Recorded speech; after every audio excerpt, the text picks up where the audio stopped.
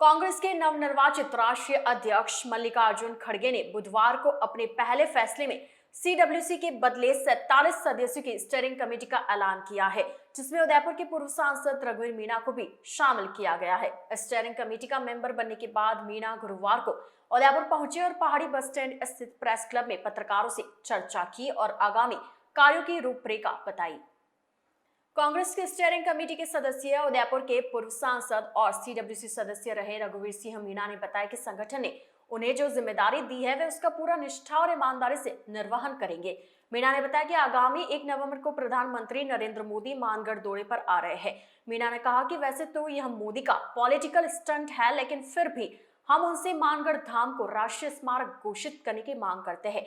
मीणा ने बताया कि मानगढ़ धाम को राष्ट्रीय महत्व का स्मारक घोषित करने के लिए मुख्यमंत्री अशोक गहलोत ने नरेंद्र मोदी को बीते 8 अगस्त को चिट्ठी लिखकर मानगढ़ धाम को राष्ट्रीय स्मारक का दर्जा देने की बात कही थी, परंतु अभी तक इसकी घोषणा नहीं की है। इसलिए जन भावनाओं को समझते हुए आगामी दौरे पर प्रधानमंत्री मोदी को मानगढ़ धाम को राष्ट्रीय महत्व का स्मारक घोषित करना चाहिए। साथ ही मीणा ने कहा कि मानगढ़ धाम समस्त आदिवासियों की आस्था का केंद्र है, क्योंकि यहाँ हजारों आदिवासियों ने देश रक्षा के लिए अपने प्राणों की आहुति दी है।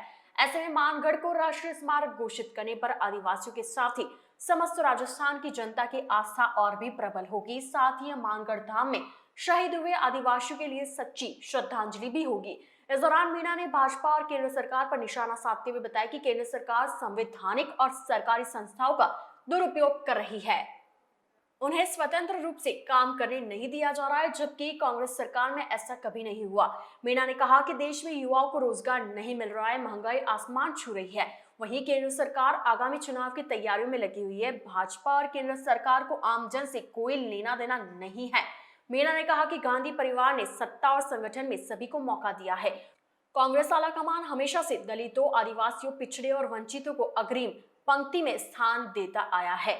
इसी कड़ी में कांग्रेस की सर्वोच्च कमेटी में मुझे स्थान देकर पूरे राजस्थान और आदिवासी समाज का सम्मान किया है। 1 नवंबर 2022 को मानगढ़ धाम पे देश के प्रधानमंत्री आ रहे हैं, तो चूँकि ऐसा अवसर बहुत कम मिलता है, इसलिए मेरी मांग ये है कि मेवाड़, वागड़ और पूरे प्रदेश की तरफ से ये मांग है कि मानगढ़ धाम एक बहुत बड़ा जलियांवाला बाग से भी बड़ा कांड हुआ था अंग्रेज़ों के समय। वहाँ 1500 से ज़्यादा आदिवासियों को गोलियों से भून दिया गया था। ऐसी स्थिति में राजस्थान, गुजरात, मध्य प्रदेश के काफ़ी ट्राइबल के हिस्सा इस मानगढ़ धाम को अपना आदर समझता है, यहाँ मानते हैं, आते हैं। तो हम सब चाहते हैं कि 1 तारीख को नरेंद्र मोदी जी प्रधानमंत्री के रूप में यहाँ आ रहे हैं, तो निश्चित तौर पे राष्ट्रीय स्मारक घोषित करके जावे, ताकि हमारे जितने भी शहीद हुए हैं उन शहीदों को श्रद्धांजलि हो सके, उनके परिवारों को एक सांत्वना मिल सके और हम सब यहाँ के आदिवासी महसूस करें कि देश की सरकार ने हमारे लिए इतना सम्मान दिया है। जलियांवाला बाग का जिक्र हर कोई करता है, परंतु मानगढ़ धाम का जिक्र इतिहास में कहीं होता नहीं है, किताबों में कहीं इक्का दुक्का होगा।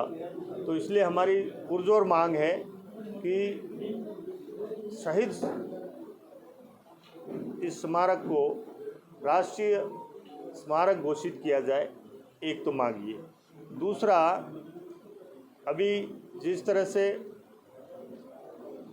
हमारे महंगाई और बेरोज़गारी बढ़ी हुई है, लोग त्राही मचा रहे हैं, बहुत घबराए हुए लोग हैं। ऐसी स्थिति में देश की सरकार इधर उधर की बातें करने के बजाय बेरोज़गारी पर ध्यान दे, महंगाई को कंट्रोल करने के लिए ध्यान दे, किसानों के हित में कोई फैसले करे, ताकि हमारी देश की स्थिति दिनों दिन जो कमज़ोर होती जा रही है, वो उससे हमारा युवा और हमारा आम नागरिक कुछ राहत प्राप्त कर सके।